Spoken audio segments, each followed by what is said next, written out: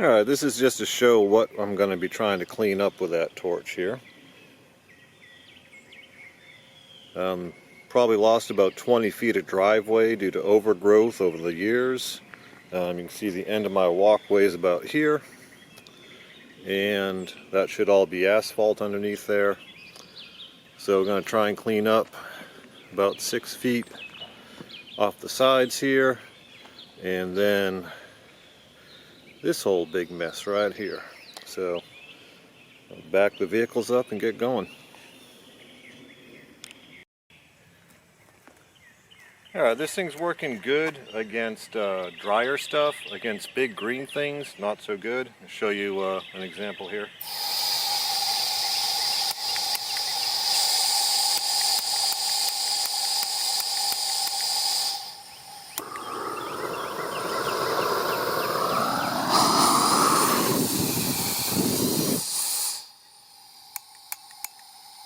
It does tend to flare out a lot.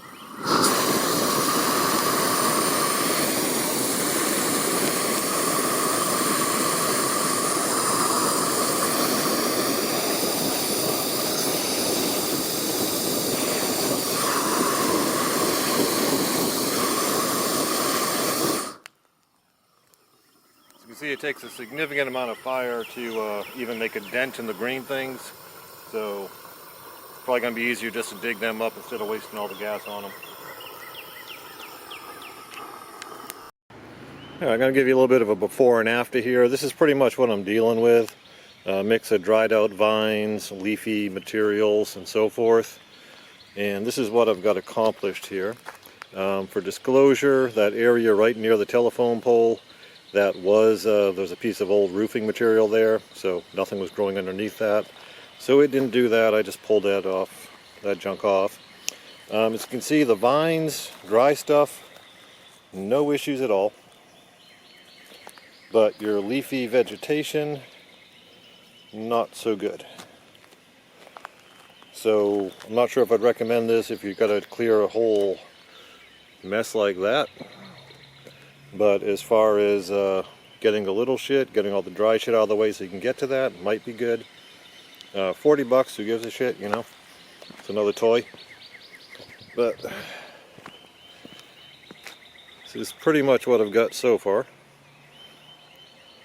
And keep on going down. Alright, just a little bit more progress. This thin viney stuff here, it eats the piss out of that. That ain't no problem. That was what was all right here. So slowly working our way down. Like I said, this leafy stuff, I'll have to dig that up, but all that thin stuff, it goes right up nice and good. And got that far more to go. Alright, later.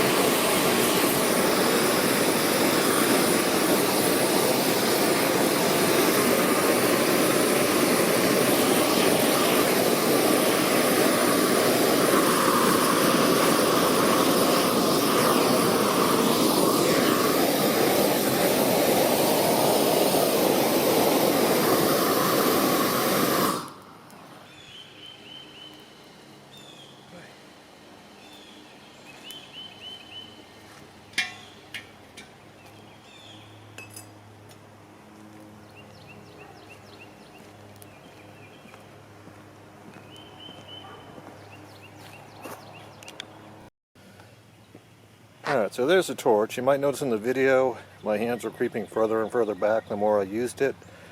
That's because this thing does get hot when it's in use. Used maybe a quarter of that tank, I'm guessing just by weight, to do this bit here, which probably looks bigger than it is, probably 40 feet by 10 to 15 feet, depending on where it's at. Does not work good on the vines. It will turn them black, but they're still going to be very solid on the inside. So if you're raking, it's still going to be a pain in the ass. And overall, would I buy it again? Sure, it's 40 bucks at Harbor Freight, what the hell.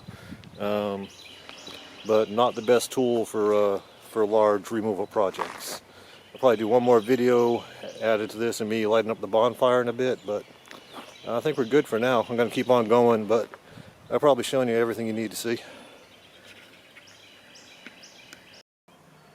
It's just a quick after image here and video. So I've got this much done so far today. Most of this, the flamethrower just kind of took the stuff off the top. This is a lot of shoveling. There's a lot of loam or dirt or whatever built up. That's what 10 years of neglect will do for you. But there is now a parking space here, and that torch might come in handy if I have to hot patch, because there's a shit ton of cracks which all this stuff is growing up through. So maybe it'll come in handy for that too. But that's probably it for today's project, and we'll see what happens next.